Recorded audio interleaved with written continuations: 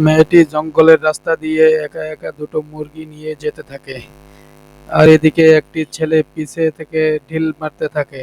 মেয়েটি এদিক ওদিক দেখতে থাকে এবং কাউকে দেখতে না পেয়ে ভয় পেয়ে যায়। এদিকে ছেলেটি গাছের আড়াল থেকে লুকিয়ে লুকিয়ে ঢিল মারতে থাকে। মেয়েটি আবারও দেখতে থাকে যে কে ঢিল মারছে, কিন্তু কাউকে সে দেখতে পায় না।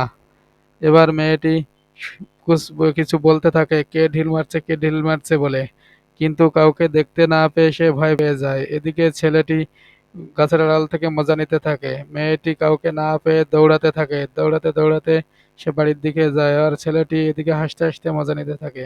মেয়েটি বাড়িতে যে ভয়ে ভয়ে তার বহিনকে সবকিছু বলতে থাকে। তার বহিন শুনে হাসতে থাকে এবং মজা নিতে থাকে। সে বলে, এরকম কিছুই নাই জঙ্গলে, তুমি ফালতু ভয় পাচ্ছ, দাও